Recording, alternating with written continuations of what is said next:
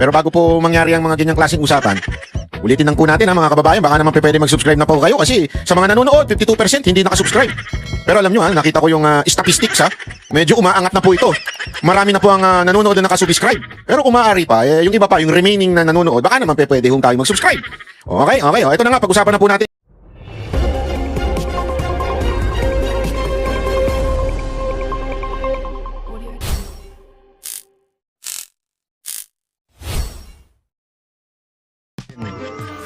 Kasi may balita, pinagmulta daw. Nako, iba na, pinagmulta? Huh?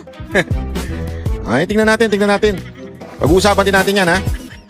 At syempre, pag-usapan din natin yung iba pang mga issue, patungkol sa flood control. Nako po, ano ba?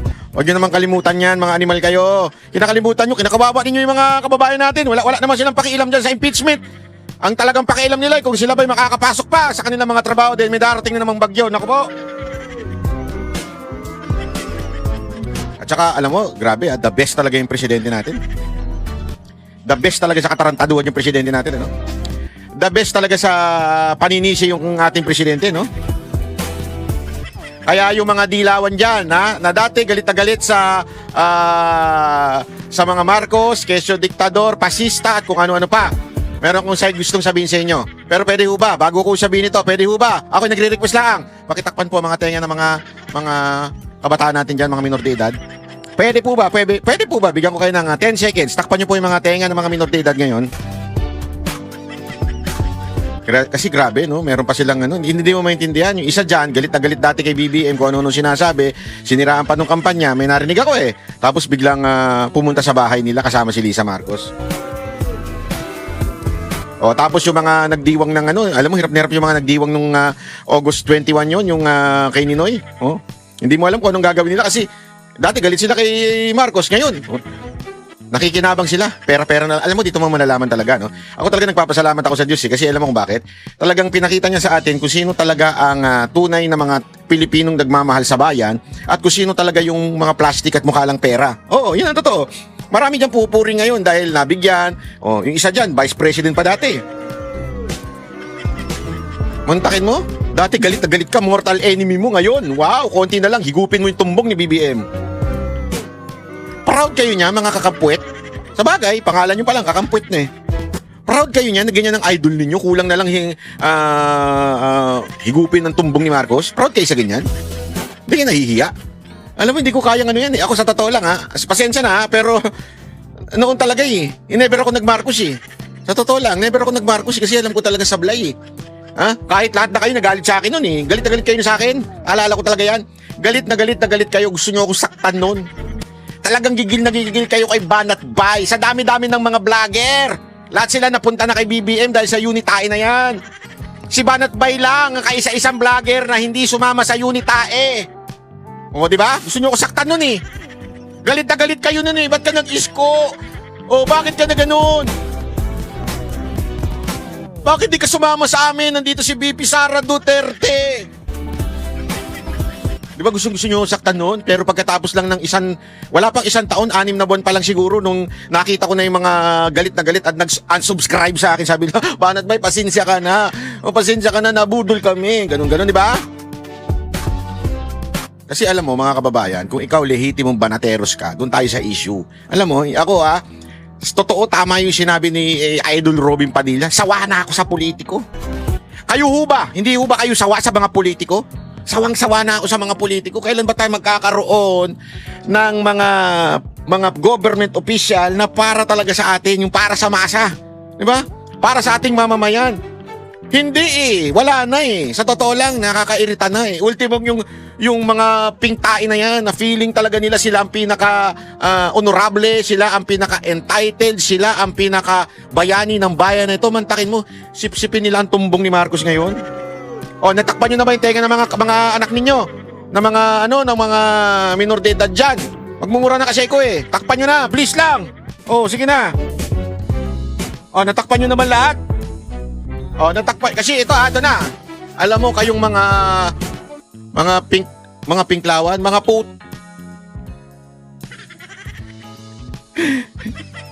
nadinig nyo yun? Minute ko ba't hindi nag-mute? Ayop yan. Check. Bakit di ka nag-mute?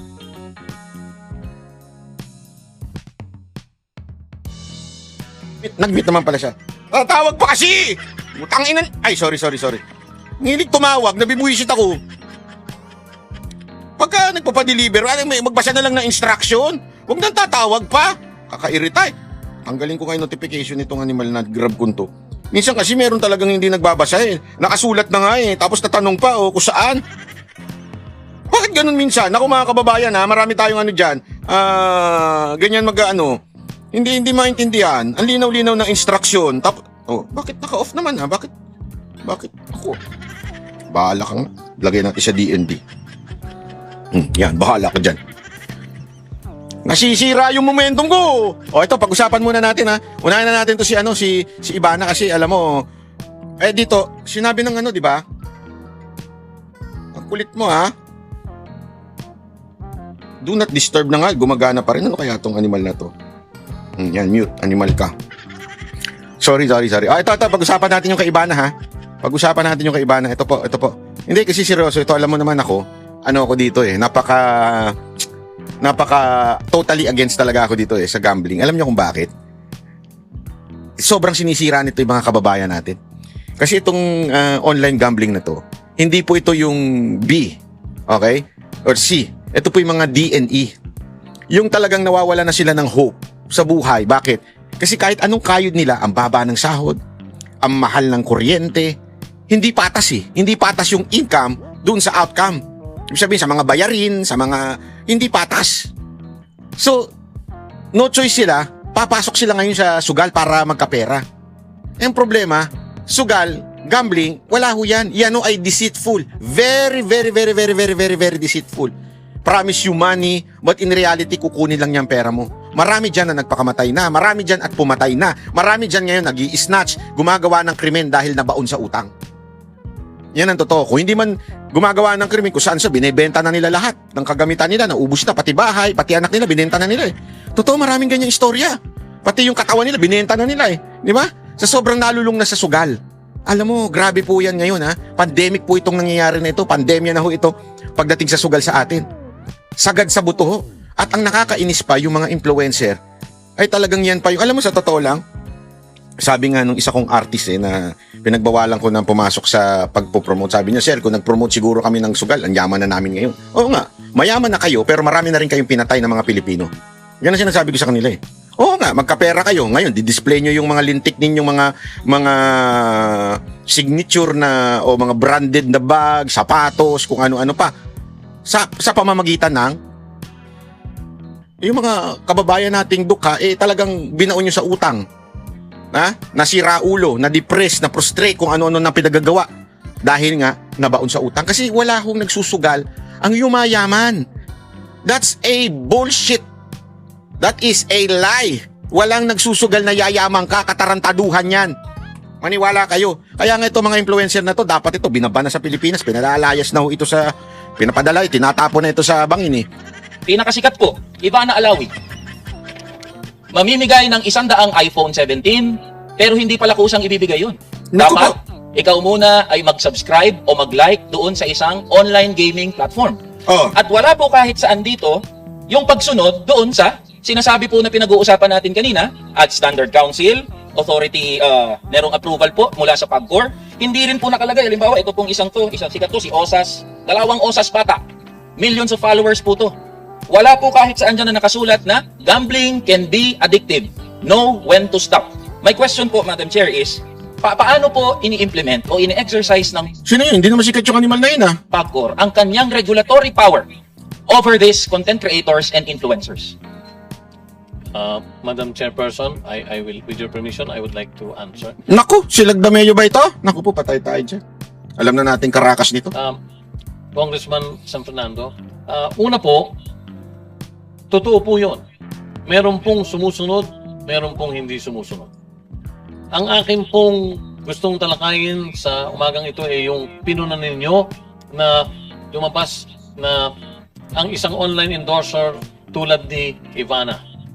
Okay. Sa harap ninyo at sasagutin ko pong hindi po sila himingi ng permiso. Ano po ang ginawa ng PAGCOR? We fined the online gaming company 1 million pesos, and together with that, gave them a stern warning na hindi na dapat maulit ito. Kung maulit ito, heavier fine and Baduy. 1 million? 1 million lang? Magkano kinikita ng lintik na app na yan o yung online gambling na yan? Tas 1 million lang? Baka 100 million na kinikita niyan, tas ganyan alam mo kung bakit mayaman na sinasabi ko mayaman ito? Ilintik ilan yung binigay na iPhone? If they can do that, na magbigay ng iPhone, ilan yun? Sabi nga, magkano yung total nun? Million eh. More than million ang total nung binigay nila eh. If they can do that, ano ngayon ang 1 million? Tapos third stern warning, katarantaduhan. No wonder, kaya hindi tayo sinusunod ito mga hindot na to, dahil ganyan ang gobyerno natin. Ewan ko naman dito kay Fernando na naman na to, tong congressman na to. Simula lang matapang, pero yung tapang nito bumabag, porque eto siguro, dahil si Lagdameo nagsalita. Yung buntot nito ni parang hindi dapat matindi, hindi lang ho dapat stern warning, suspension. Yun ang gusto namin mga madinig, at saka siguro mga at least 10 million man lang na penalty. Yung aaray ba, alam mo, the reason why binibigyan mong penalty isang tao, para umaray, kumirot, di ba? Yung kirot na yon, hindi ko na uulitin. Yung 1 million, hindi bibigay ng kirot yun. Dapat ako na lang naging congressman kaysa dito eh. Hindi, joke lang yun, joke lang po yun. Wala akong plano maging congressman. Wala talaga. That Oo lang ng oo. Supot pala, supot! it can lead, another violation can lead to the suspension and ultimately the cancellation of their license. So yan po, Ang inang stern warning. Shit! Kaya alam mo, eto sorry to say kaya ganito itong bansa na ito. That kind of treat sa batas. Kasi literal naman sinabi na nila, there were violations. If there is violation, therefore, it should be suspension. Hindi pwedeng warning kita Siyempre di nauulit yan. Ang point ko dito, dapat yung penalty mas matindi. Pinagagalit niyo ako. Tapos yung congressman naman, oo. Support! na ipatupad namin, nagbayad po sila ng 1 million piso at minandohan din po namin sila, Your Honor, na ihinto na yung nasabing promotion na yon. Pangalawa, meron po kayong Proud ka pa pinakita rin na Posas Rosas. Your Honor, marami po dyan ay hindi mga licensee ng PAGCOR.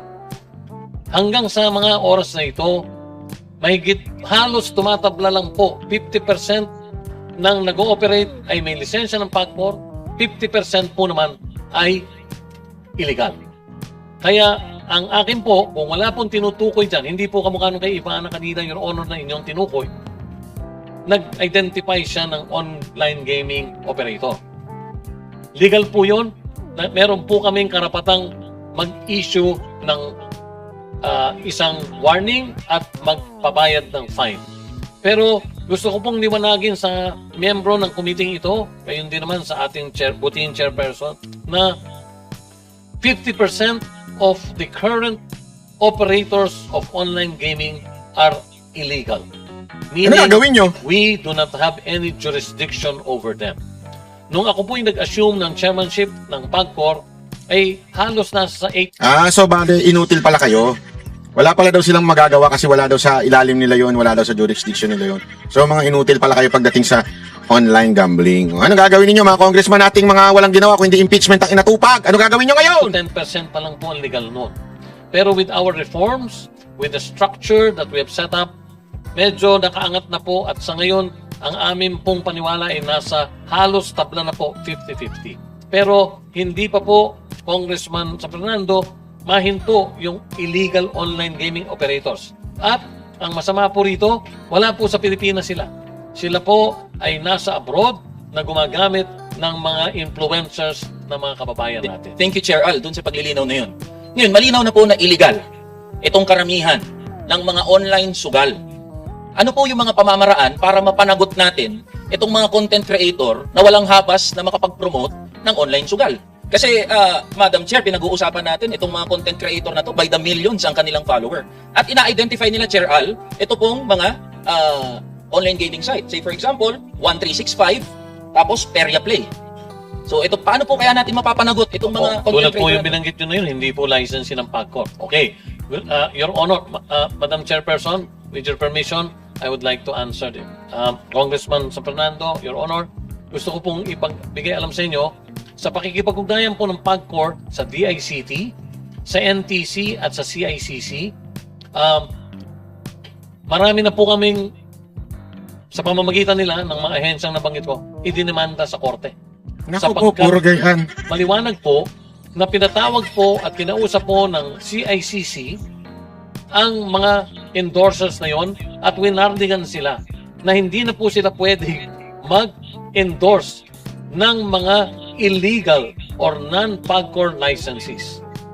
Kaya meron na po silang pangkaso, kung hindi ako nagkakamali, himigit kubulang po sa mga 15 endorsers at top endorsers ang nahabla na po. At Pangalanan ninyo yung mga putang inang yan. Sorry pasensya na sa mga nakikinig, pasensya na sa mura, pero marami ho kasing dahil sa mga putang inang influencer na yan, marami ho yan sinirang buhay. Kaya hindi dapat yung mga yang galangin dahil mga putang ina yung mga yan, hindi nila inisip ang mga kababayan natin. ongoing na po yung mga kaso nila. And in fairness, meron pong magagaling at maraming follower na mga content creators or endorsers ang voluntaryo na pong umatras at hindi na po sila nag-i-endorso ng mga illegal na site. Alam nyo, ito problema sa Pilipinas Ito okay lang sana sa akin kung ganyan kayo mag-treat Pero hindi kayo ganyan mag-treat sa mga kalaban nyo sa politika. Yung mga kalaban nyo sa politika, kahit wala namang ginawang masama, kinakasuhan nyo. Itong mga hindot na mga influencer na to na nagpo-promote ng gambling, puro warning, nagbago naman sila kasi hindi patas Kaya nakakainis. Okay lang sana kung ganyan sa lahat. Pero alam namin na you can do more, kaya nyo pang gipitin. Kasi ginigipit nyo nga yung mga opposition Kaya nyong gawin. Pero bakit hindi nyo ginagawa?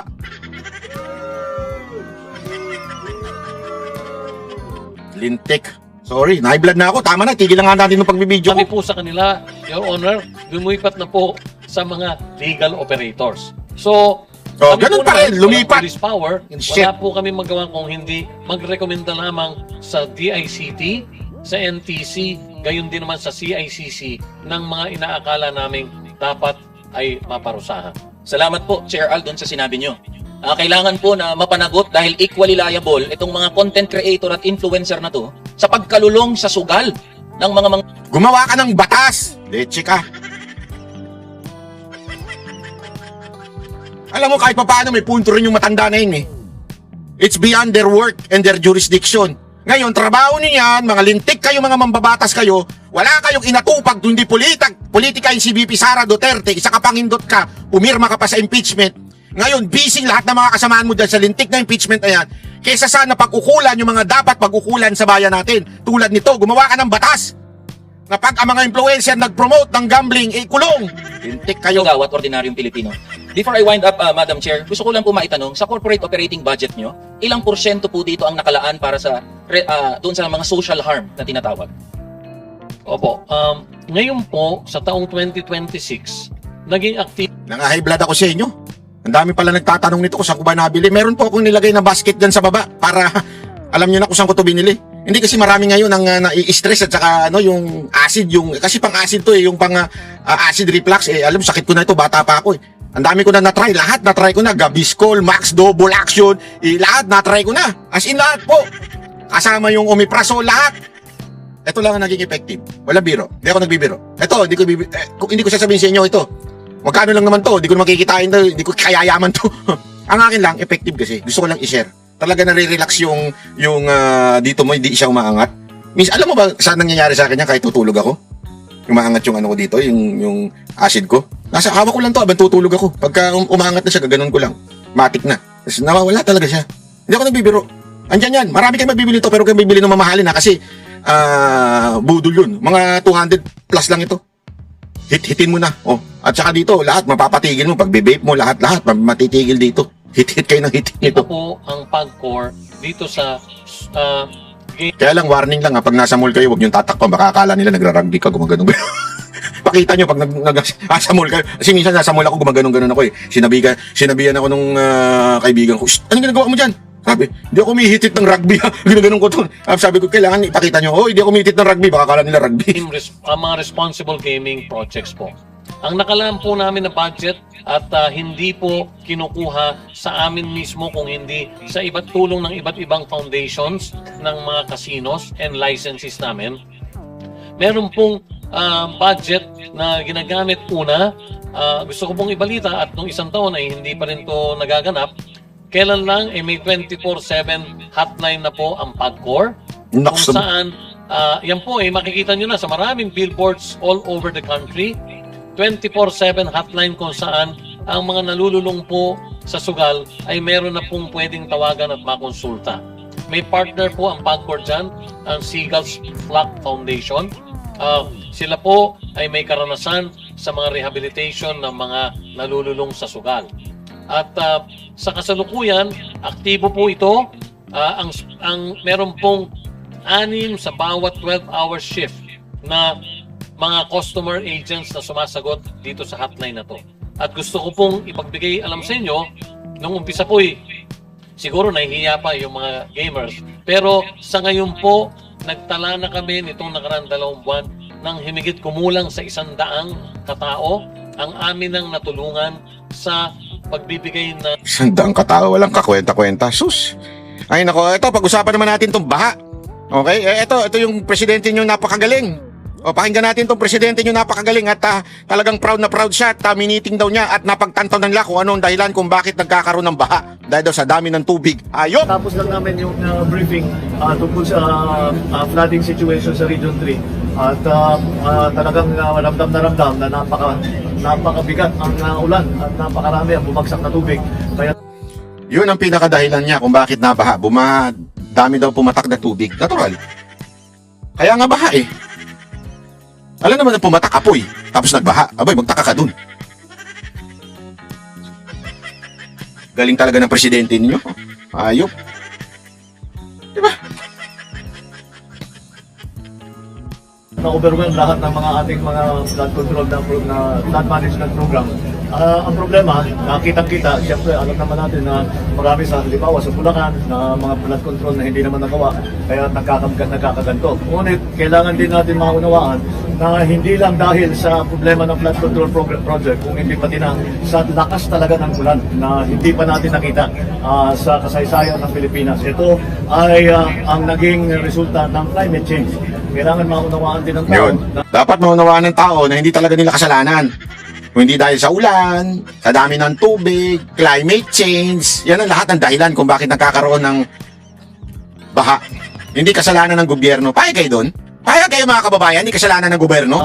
Yung climate change ay talagang nandito na at nandyan tayo naapektuhan. Di ba, tayo yung kumuha nakapag-desisyon tayo tungkol sa mga immediate measures na kailangan gawin in the immediate term, in the medium term, and in the long term. In the immediate term, syempre, ayusin natin yung mga nasira at papabalikan natin lahat ng mga nasira. Yun ang pinaka-immediate na kailangan gawin na madalian para matapos ulit. Ang problema din dyan ay hindi pa tayo nakakasiguro kung titigil na yung ulan. Dahil kailangan natin, halimbawa may mga lugar may tubig pa, hindi pa natin ma-assess kung ano yung damage dahil may tubig pa, may binabaha pa, kailangan natin. Grabe, no? Yan. Pangalawa, Kawawa talaga bayan natin pag ganito presidente natin. Hayop talaga. Tis na tayo, tis pa tayo, 2 years pa.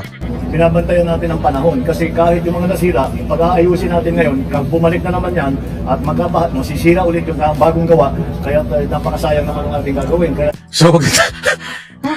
So, dahil nga may baha pa ngayon, so wag mo nang gawin. Antayin muna natin mawala yung baha. So, naging flood control pa yan.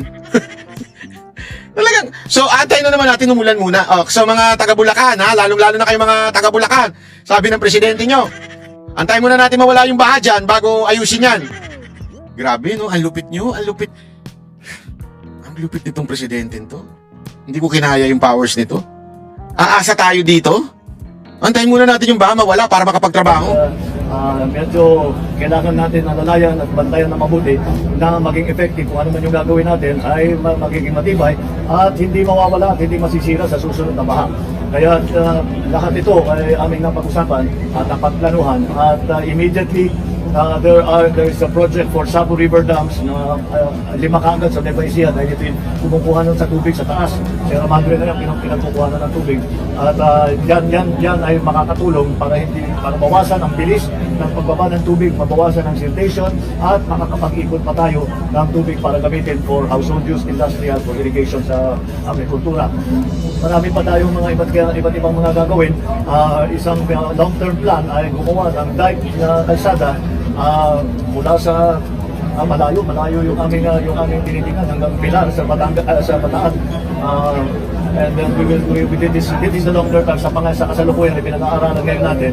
That's about 100 kilometers. Kaya medyo Grabe, wala talagang pag-asa tayo dito sa presidente na to. Tingnan niyo to Tingnan niyo yung mga kababayan natin na bago tayo pumunta dito sa walang kakwenta-kwentang impeachment. Tingnan natin ito Grabe ho dito Alam mo,